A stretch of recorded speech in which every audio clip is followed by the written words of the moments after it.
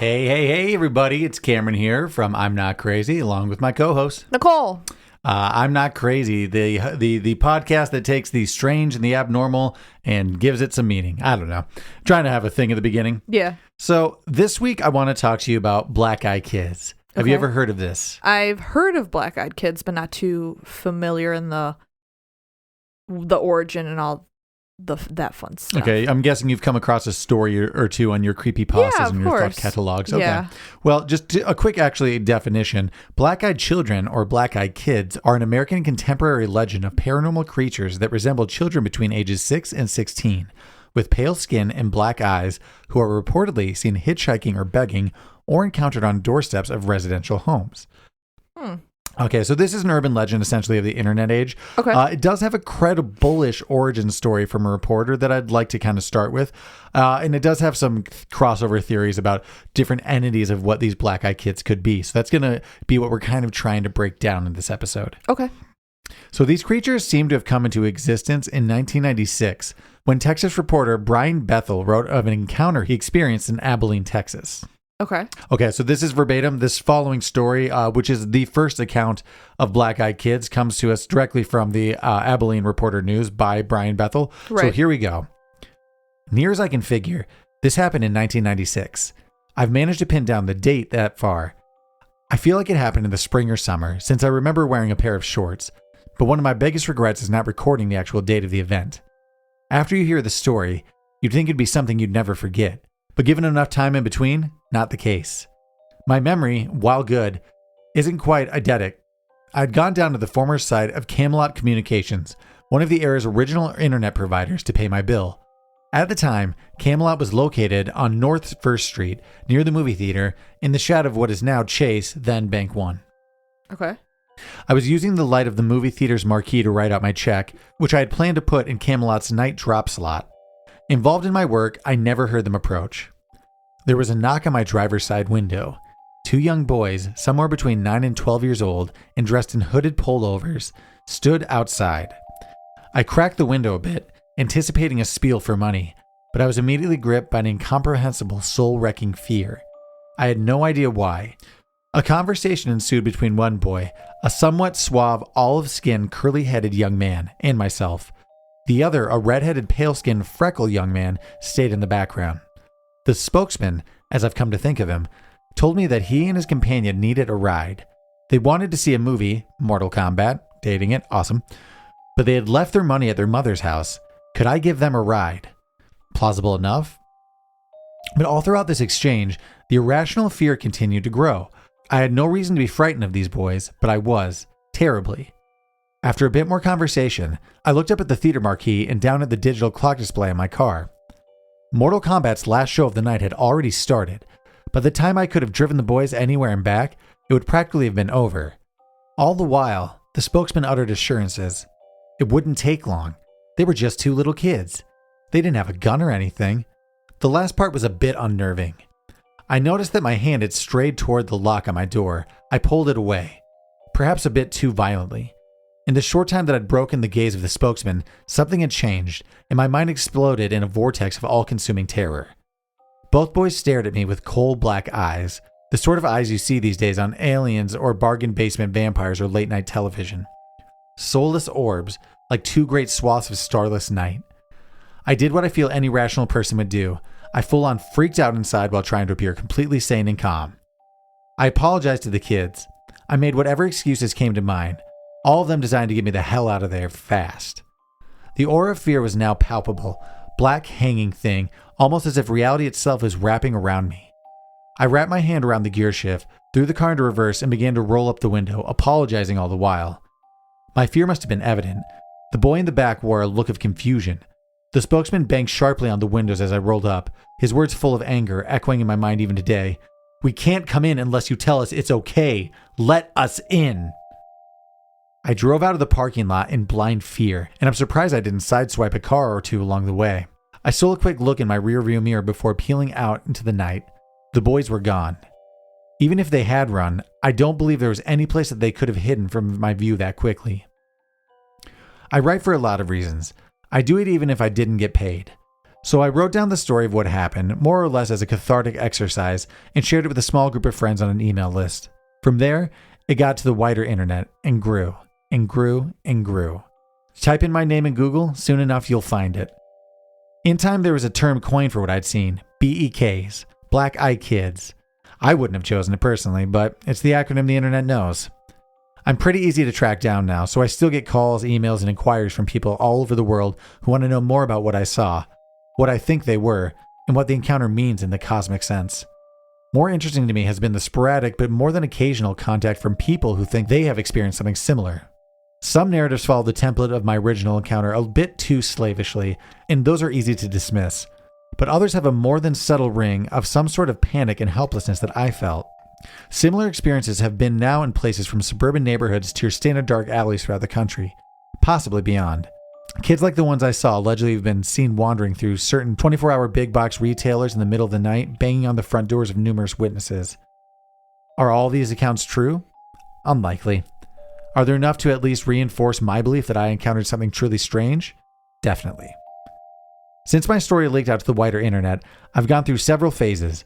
For a long while, I eagerly answered any and all correspondence about the happening. A few years later, I got tired of answering the same questions over and over again. But with age and distance from the event, curiosity has had a rebirth.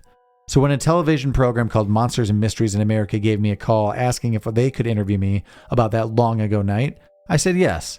I never wanted the Reporter News to be a venue for this story. It's easy enough to find online, as I said, and call it a weakness or maybe common sense, but I prefer to keep my encounters with the paranormal separate from my award-winning journalism career.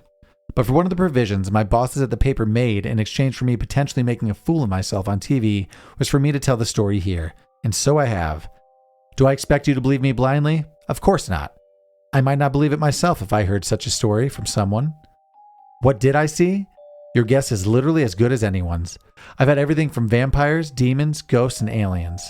I do feel like I can say this with some authority. This was back in the day when freaky, coal-black contacts weren't widely available to a couple of kids in Abilene, Texas, for anything under a small fortune at least. Will I ever know for certain what I saw? Probably not. Do I ever care to see them again? Hell no. So what do you think of this guy's story? Is it believable? I mean, I feel like it is believable. Well, like, I'm more partial to the paranormal. I know. Well, it does not seem like there is any reason for him to make this up. It does seem like it's just a black mark on his actual, career. So yeah, I do like that this source, it comes from a very credible source. Now, the one thing that's strange is there's really no record of black-eyed kids before this moment in history, which is kind of odd. Yeah, it's really odd that it's only until 1996 that we have any sort of record of it, when you would think it's something that would have been around for years beyond that. Yeah, which does make you believe it's just, a fun new internet legend, but it's not, not real. Like Slender Man. But people do make a lot of correlations to other creatures and what it could be. Since this story, hundreds of very similar encounters have been documented on sites like Creepypasta and other self-published forums. Mm-hmm. But apart from the spooky stories, there's no proof backing any of this up. This begs the question, is there any truth to these stories, or are they just altered copies of this man's tale of high strangeness? But an alternative theory, could black-eyed kids just be a modern description of an older, already known entity that humans have already lived alongside? So that's what we're going to kind of get into here. What could they be, if not just something new? Or is this just like a weird, high strangeness, unexplainable thing that happened to this one guy, and now it's just being copy and pasted like on the internet? Snowballed and yeah, and now people are just kind of rolling with it. So, a popular theory, could it be fairies? Fairies. This one's kind of a catch-all for all European folklore creatures, such as fairies, sprites, gnomes, changelings, gremlins, etc. Okay. So anything any trickster being you would have heard from European folklore. But don't the whole story of like the changelings. That one's a little different. That one's a little more specifically like to children, isn't it? As opposed to adult. That's like an elf baby being switched and replaced for your own child. So that's a little differently, but it kind of thrown it in there. Okay. So the idea being that these creatures are not a new thing, but this is simply the modernized telling of mischievous creatures messing with humans. So with our disconnect to old beliefs and lore, these encounters are just being categorized as something new instead of beings that we're very familiar with that have been messing with us forever. Let's look at some comparisons to give us a visual idea of what we're working with here, okay? Mm-hmm. So the Wikipedia definition, a fairy, or fae, is a type of mythical being or legendary creature found in folklore of multiple European cultures, including Celtic, Slavic, German, English, and French. It's a form of spirit, often described as metaphysical, supernatural, or preternatural. Various folk theories about the origins of fairies include them casting them as either demoted angels, demons, or in pagan belief systems, it's like the spirits of the dead or prehistoric precursors to humans. So it's just some sort of ethereal being before us. Yeah. The label fairy has at times been applied to only specific magical creatures with human appearance and magical powers, and a panache for trickery. So it's kind of a catch-all for any ethereal, mischievous creature. So technically they could fall under this as long as, they're not like a soul-sucking vampire or something. Yeah. At other times, it's been used to describe magical creatures such as goblins and gnomes, things that are clearly less human as well. So it doesn't seem like it could be one of those. But European folklore is fascinating to me, and I would like to do a deep dive on that at some point, just some of these other kind of creatures. Yeah. That just seems fun to me. Ghost. Or in particular, hungry ghost. Have you heard of the hungry ghost before? No, what's the hungry ghost? Another thing we'll probably deep dive into. So, the ghost, or hungry ghost in particular, this is a concept from Chinese Buddhism, Chinese traditional religion, Japanese Buddhism, and Tibetan Buddhism. They are beings that are driven by intense emotional needs in an animalistic way. So this is not the same term for a ghost in these cultures. It's believed that everyone turns into a spirit form before fading and dying again in a second death, kind of like Coco. Oh. So they have a similar belief system in that. Okay. So this is different. So these are angry ghosts that have a mix of origins depending on your culture. But there's the three main ones that I've found. So they can be vengeful and hateful from violent and painful deaths and just wanting to seek revenge. Okay. They can be caused by feelings of disrespect by actions from their ancestors. Or they can come into, this one's kind of the most fun to me, or they can come into existence from your evil deeds. Your actions manifest into evil spirits that come back to hunt you. Oh, so kind of like when people have like poltergeist activities. Yeah, usually it's an extension of them that's causing the traumatic experience. Yeah, there you go. Someone kind of along that route. So that's maybe more of the Western idea of what it could be. Yeah. Okay, so their appearance. They are depicted as creatures with scrawny necks, small mouths, emaciated limbs, and large, bloated, empty bellies. The bellies depicting an insatiable yearning for relief or fulfillment, that revenge or the hunger, essentially, for whatever it is they've been wronged. Interesting. So looks-wise, this doesn't seem to fit the bill, but this is a fun one that we'll, maybe look into later and just go through some of those myths and fables, because those are fun. Okay. Demons. Now, the definition and appearance of demon can vary from culture and religion, but we're pretty much going with what we know based on the Christianity demon that we know from, scary movies and exorcism things. So, they can vary from cursed souls, fallen angels, or dark ethereal spirits, though, just kind of across the board for most religions and cultures. Associations between the two include rotting smell, a sense of overwhelming dread, and being petrified and frozen in place. So there are some reports also of being unable to see the hands of BEKs, black-eyed kids. We're going to acronym this a bit so I don't have to say it all the time. Okay. But apparently that's their hands? Apparently sometimes you cannot see their hands or feet, and I guess that's something associated with demons that I don't think I've ever heard of. Yeah, I'm not. Do you know that? No, I'm not too familiar with it either. That's why I was curious. Interesting. I've never heard of this either. So that's basically with that. It's mostly the rotting smell thing that people smell kind of death and decay around black-eyed kids. So that's kind of where people are just getting that connection. Vampires, or vampires, as you like to say. So a vampire is a creature from folklore that subsists by feeding on the vital essence, generally in the form of blood, of the living. Similarly, descriptions of vampires can be found from culture to culture, ranging from hideous bat demons to sexy, glittery babes. Ooh. Twilight. Gross. There aren't any reports of fluids being exchanged or fed from these black-eyed kids, but people do report feeling drained or sick days after the encounter. So I like pause an energy vampire? I pause it to you. Yeah. Is this a Colin Robinson energy vampire situation? That's what I was thinking. Are these just baby little energy vampires like, oh, what's her butt from Interview with the Vampire? Why can't I think? We were talking about her yesterday. What, Kirsten Dunst? There it is. Thank you. The alien connection. There are two main camps for this theory: the alien-human hybrid theory and the Men in Black connection. Men in Black? So if you didn't know, Men in Black is not just a fun movie from Will Smith's heyday, Yeah. but it is a group or organization that will visit people after alien encounters or moments of high strangeness. This is a whole other rabbit hole to go down someday, but here's just a brief description for context. Okay. So Men in Black, or MIB, are supposed men dressed in black suits who claim to be quasi-government agents who harass, threaten, or even sometimes kill witnesses to keep them quiet about UFOs. Mm-hmm. The term is also frequently used to describe mysterious men working for other unknown organizations, so it's just kind of a coverall. Yeah. As well as various branches of government allegedly tasked with protecting secrets or performing other strange activities.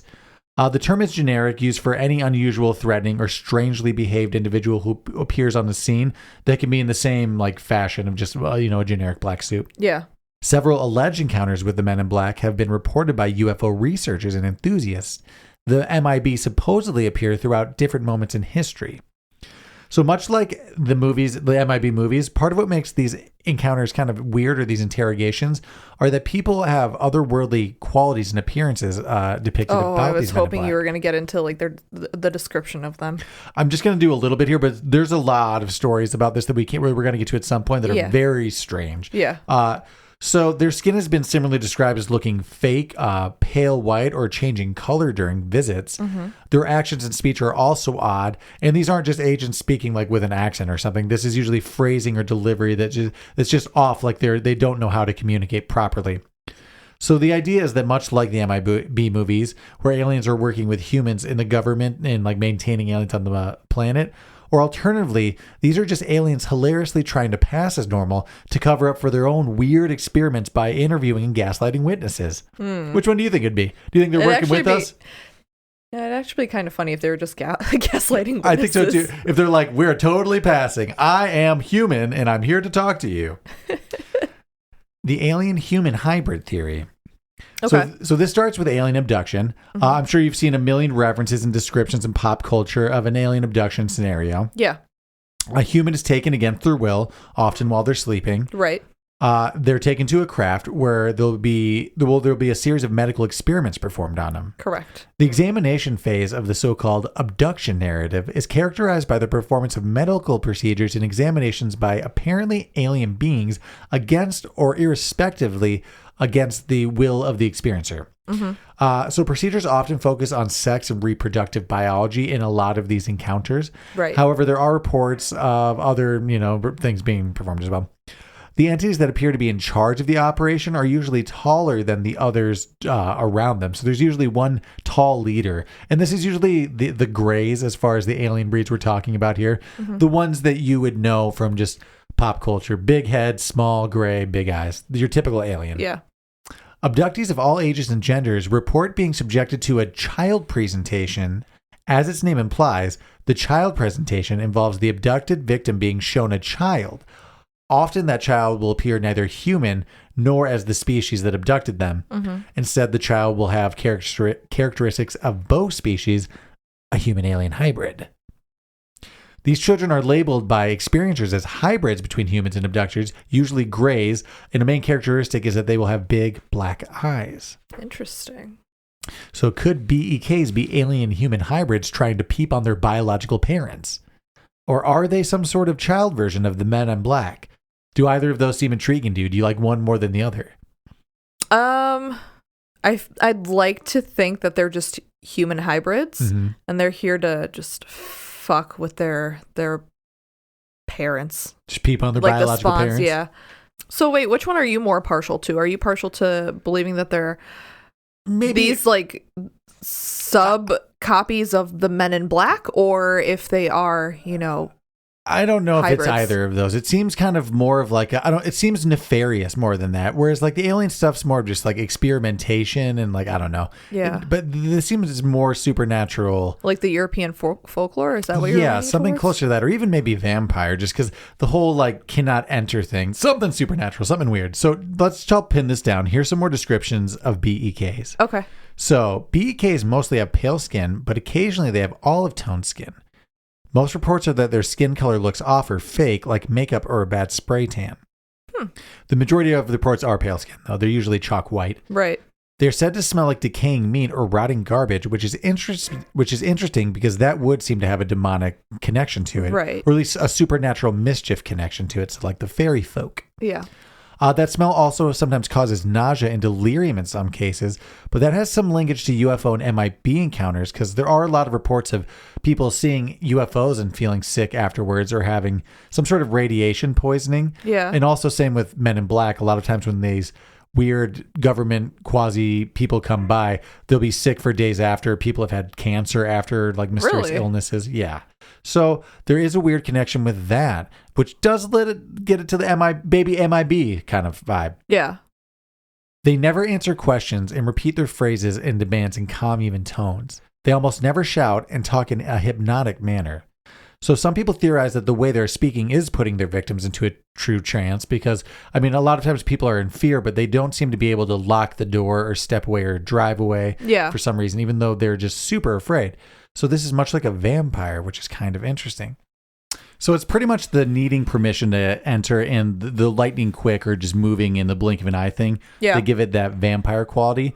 But I think both you and I are kind of leaning more towards demonic or something else like that. Yeah, I like to believe it's something more sinister. Or is it just a baby vampire? Baby vampires. Baby vampires.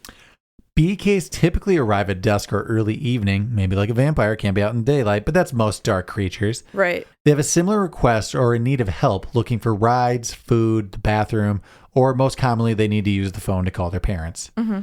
People say that an overwhelming animalistic fear washes over them the second they open the door, and it's instantaneous before they notice the eyes.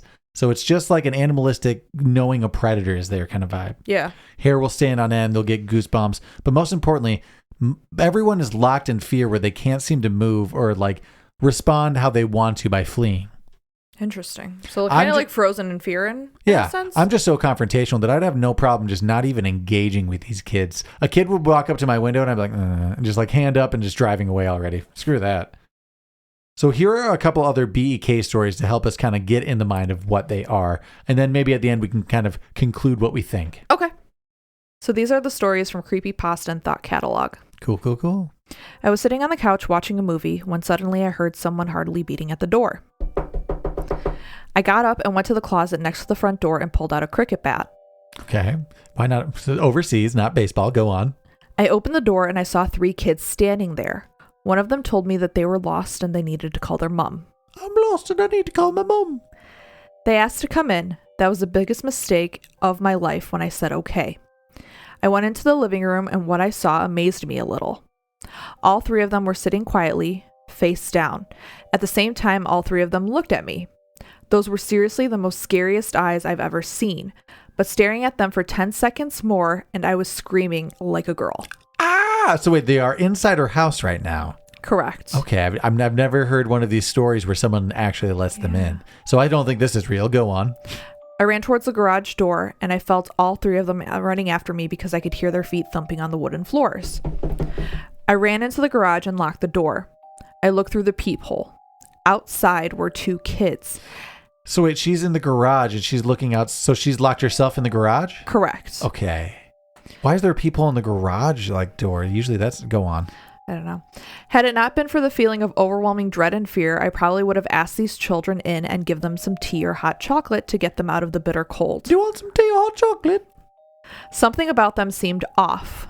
The older one spoke. She had a voice that was mature, confident, strong, and accentless. She held her head tilted downward and I couldn't see her eyes.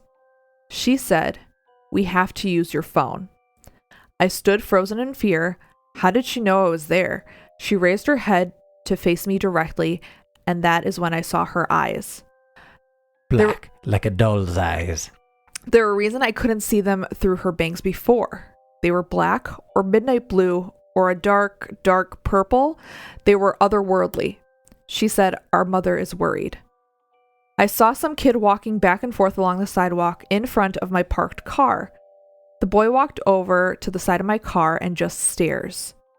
I think to let me get a good look at his eyes. To freak me out, let me tell you. If you have never seen a black-eyed kid, you have no idea what to imagine. Pupils black as the night sky. The boy whispers. But I can imagine it. I think I just did imagine that. Yeah. How dare she assume? The boy whispers, "You must let me in." And then I locked the car doors and ducked down into the space below the seats. 5 minutes later, he was gone. When my mother got into the car, she told me that a boy with black eyes had came into the hairdresser's and insisted for my mother to give him the keys to the car. Is this a new story? I have no idea. That has to be. That got confusing. I'm telling you what, folks, this isn't helping me believe that these are real. Yeah, not at all. Okay, so here's the next one. It almost felt like a dream. I woke up to my dog Lucy barking. She was upright on the bed where my husband and I were sleeping with our 22-month-old daughter, staring at our door like an unknown stranger was out rummaging around. I thought she was just freaking out over a house noise. We had only had her for 3 months and she was still a puppy. It could have been anything. Our roommate, a creak from the house settling, the awnings moving outside the breeze. I wasn't too concerned initially. Yes. Brave. I decided that the best bet would be to open the door and show her that nothing was there. It sounds a bit silly, but it's what we do with our daughter when she gets scared, and I figured it should work with a puppy too. I opened the door and she raced to the front door, stood there, snarling at the door. It was an angry, violent growl, one I had never heard her make before. I don't think it's like that. I looked groggily at her and opened the baby gate, blocking the doorway, planning to open the door and show her everything was okay. The second my hand reached for the deadbolt, Lucy went wild. She started barking and jumping towards me, and when I touched the metal, she suddenly changed her temper. She whimpered, almost like she was afraid and backing down. As her mannerism changed, so did mine. I wasn't calm anymore. My heart was racing and sinking at the same time. I had been flooded with a mixture of fear and dread. I looked through the peephole and I can't explain why I looked, but I did. Outside were 2 kids. One was just a smidgen shorter than me and the other didn't look much younger. I'm 21 and she looked to be 16 or 17. She was slender and pale. Her hair was a light shade of honey blonde and she wore it about long, maybe mid-back, with long, thin, blunt bangs in the front, covering most of her eyes. She wore jeans, a light wash that's popular right now, and thin-looking olive-colored pullover-style hoodie. Light wash is always popular with me. She held the hand of a small girl who looked about 3 or 4, in the same style jeans and a button-down ivory cardigan. The smaller one looked at the floor shyly, but the same shade of hair tied back in a ponytail. She held a stuffed toy under her free arm, and it was identical to the one my daughter has, as it were their style of dress. Had it not been for the feeling of overwhelming dread and fear, I probably would have asked these children in and give them some tea or hot chocolate to get them out of the bitter cold. My response. Why is everyone offering all these kids hot chocolate? Should we have hot chocolate ready to go? I guess. Okay. Next shopping trip. Something about them seemed off. At this point, I hadn't made any noise. I hadn't shushed the dog or grumbled, nothing. I hadn't turned on any lights. These kids had no indicator I was at the door. The older one spoke. She had the voice that was mature, confident, strong, and accentless. She held her head tilted downward and I couldn't see her eyes. She said, "We have to use your phone." We have to use your phone. It was mature, remember? I stood frozen in fear. How did she know I was there? She raised her head to face me directly, and that's when they heard a dog. They heard you coming. They heard the dog. I mean, they know you're there. She raised her head to face me directly, and that's when I saw her eyes. There was a reason I couldn't see them through her bangs before. They were black, or midnight blue, or a dark, dark purple. They were otherworldly. She said, "Our mother is worried." Our mother is worried. As someone who has always been interested in creepy stories, I knew what she was the second she looked at me through the door. I have never been one to believe in these things, as a staunch atheist and a skeptic when it comes to the paranormal. I had written off many ghost stories from my friends, family members, eager to tell me their tale. I didn't believe it. I still couldn't rationalize my way out of this. I was standing with nothing but a thin wooden door between me and a black-eyed kid. There was no questioning what was right in front of me. I did not answer her. Slowly and silently, I backed away from the door. Lucy still cowering at my ankles. She kept talking. "Just let us in to use your phone." I took another step back, And with that step, the tone changed. At first, she seemed polite. When I took that second step back, she became more commanding, almost hostile. We need to use your phone. We are not going to hurt you. If we wanted to do that, we would have just broken in. I'll ask again. May I come in and use your phone? Lucy snarled at the door and I inched backwards, though something inside me seemed to be slowly pulling me back towards the door. It wasn't a physical pulling so much as a subconscious need to go back and let them in. I got into my room, covered up the window and locked the door, and sat there in the dim light of the nightlight. I heard her call back to me to the door once more, and then quiet. I didn't go back to sleep that night, and I haven't slept right since. I know from reading about them that the BEKs can't just come in without permission, and I know I haven't hurt anyone, but I still fear I'll be the exception. When I told my husband, he said that it was a dream. He keeps telling me to forget it, but there's a lingering feeling of sadness.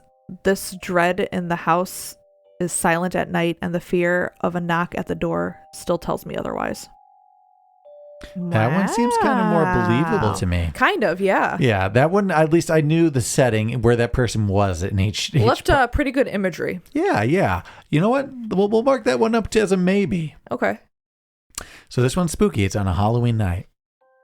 It had been a very slow trick-or-treat night in our neighborhood that evening, which is pretty odd in itself. We usually have kids from different areas drop off in ours, and they have a constant parade at our door. That night, I'd say we had no more than 8 or 10 groups of kids come by the entire night. It was about 9:30 p.m., and my husband and I were sitting in our family room watching some of those ghost shows based on supposedly actual events.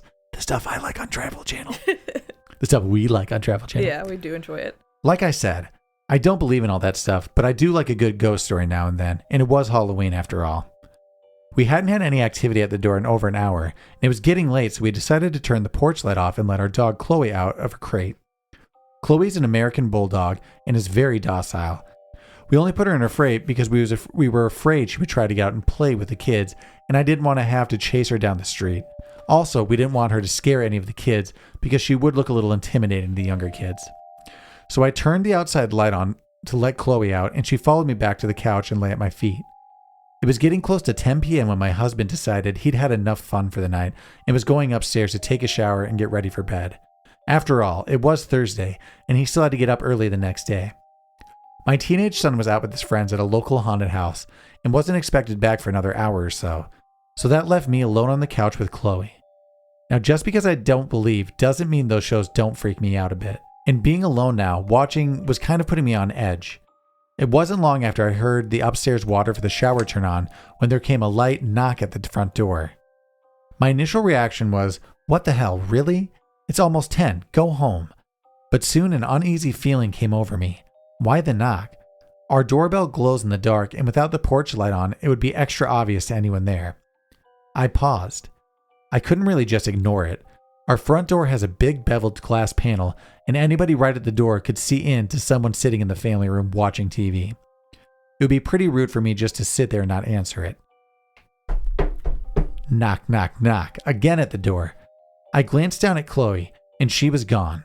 My gaze followed her usual path to the front door, expecting her to be on her way there as she normally does. Nothing. She wasn't there. I stood up to look around the room better and found her, crouching by the back door like she was waiting there. However, she never asked to go out like that. She always comes and licks my hand or pats my knee. This was totally out of character for her, and I have to say it heightened my anxiety. Chloe, crate, I said. She just turned her back to me like, hell no, lady, I ain't moving. And I know that feeling. Yep. I yelled up to my husband, but if he wasn't already in the shower, I knew there was no chance of him hearing me. About that time, a car drove down the street and cast just a long enough light on the door to where I could see the silhouettes of 2 small children through the glass. I instantly felt relief. It was just some kids, probably a couple of kids on my neighborhood on their way back and wanted to stop by and show me their costumes or something. I headed to the door and looked back to make sure Chloe wasn't going to follow. What a great watchdog, I thought, just as she sat there not moving. I turned on the porch light when I got to the door, and sure enough, I could see through the glass, and it was a couple of small kids. A little late for such young ones, I thought, and began to wonder about what kind of parents would let their kids run on the streets this late. I opened the door enough to where I could block Chloe's escape if she decided to grow some balls, which was only about 2 feet.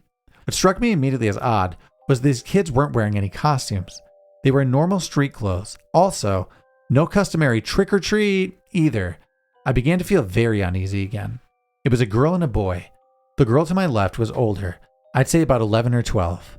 I could tell that she was blonde, but I couldn't make out any distinct features as our lights are from high above and the columns in the front porch cast a shadow. I had not opened the door wide enough to let any light from inside hit them directly. The boy was younger, about a foot shorter, I'd say 8 or 9, and looked to have light brown hair. The girl very politely spoke up. Ma'am, can we please come inside and use the phone to call our mom? As she's not British. I think this is in Texas. Is it mom again? It says mom. As she spoke, something in the pit of my stomach was telling me that something was wrong. What kid, even at that age, doesn't have a cell phone of their own these days? I couldn't remember the last time I had anybody ask to use my phone. Hun, don't you have a phone of your own you can call your mom on? I asked. This is when things really got weird. They're missing words there. Both kids turned to look at another like they were going to say something, but neither one of them spoke. They both turned back to me and the girl said, Ma'am, my cell phone battery doesn't have any charge left in it. Can we please come inside and call our mother? We're alone out here and my brother's scared. I have to admit, there were two competing feelings going on. The first, that of a mother's heart that wanted to help these two small children get to their mom. The other, a sinking fear in the pit of my stomach that was keeping the other feeling at bay. It was only then I noticed that during their short conversation, I'd already opened the door a few extra inches, which I was completely unaware of doing. I stopped. Honey, why don't you give me your mother's phone number and I can call her myself? Another pause and they looked at each other again. After a short moment, they turned back to me and the girl said, Ma'am, my little brother has to use the bathroom. Can we please come inside while you call our mom? And with that last statement, the little girl moved closer towards the door like she was going to walk in. As she did, she stepped into the light coming from inside the house, and I got my first real look at her. Solid, jet black eyes. That's all I could see. The motherly instinct was gone and replaced by terror. I don't think I've ever felt that in my life. I could feel every hair on my arms and the back of my neck standing at attention. I closed the door to where my face was just able to stick out. The little girl stopped and again pleaded, Please, ma'am, we're really scared and alone out here. We have to come inside. Please help us. Then, like on cue, both kids began to whimper and cry. That's when the fear took over and I shut and locked the door. I'll call your mom if you just give me the number, I shouted through the door. Totally what I would have done, minus called. But I'm not just letting you in my house. I could still see them standing on the porch, just staring at me through the beveled glass panel. Part of me wanted to run upstairs to my husband, but the bigger part didn't want me to lose track of where they were. That would have freaked me out even more, not knowing where they were. Mm-hmm. After what seemed like forever, probably only a few seconds, I decided I'd call my neighbor that lived across the street. As I made my way to the side table to the phone, I glanced at the back door. Chloe was nowhere to be found. We later found her in the guest room under the bed. When I got to the phone and started to look for the contact info, it was only then that the kids stepped away from the door and began to walk down the street. As they did, I walked to the door to get a better look to see where they went, still not calling my neighbor. If you get close enough to the glass, you can make out people's shapes better, but not too much detail. Of course, standing that close to the door would make you pretty obvious to anyone looking outside. From the door, I could see that the kids were still standing under the street lamp nearest my house, staring at me. As I lifted the phone to my ear, only then did the kids start walking down the street. I met my neighbor out under the lamp once he was I wouldn't do this. I wouldn't leave my house. Yeah, so this next part's crazy. I met my neighbor out under the lamp once he was out there, but the kids were nowhere to be seen. Wouldn't leave. Like I said, I don't believe in any of this stuff. And I never heard about the black-eyed kids before talking to my friend. What I really think is that these kids were just out here yanking people's chain on Halloween. Probably. Mm-hmm. But I will say they were really good at it. Is there another one? Those are the only stories I wrote down. Oh. So there are hundreds of these stories online, and they all pretty much followed that same formula.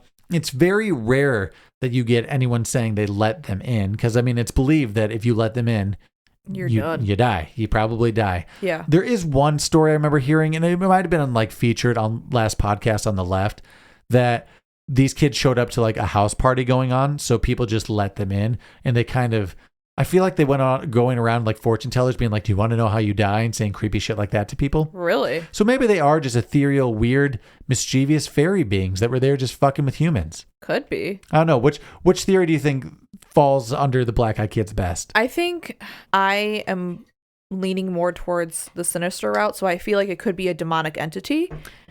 Just the overwhelming feeling of like the fear and dread, and then paralysis. Yeah, the paralysis, and then also like if it is in fact that you smell death when they're around, I feel like I'm leaning more towards like a demonic entity. And then again, it's like needing permission that falls under that supernatural thing. Yeah. It is interesting though that there are a lot of connections with like the Men in Black and just, I don't know, just the odd behavior and somewhat the appearance of their skin, that there could be an alien connection there, but this one does seem to fall under supernatural to me. Yeah. I don't think it's a new thing. If it is something at all and it's not just fake, I do think it's probably a miscategorized something.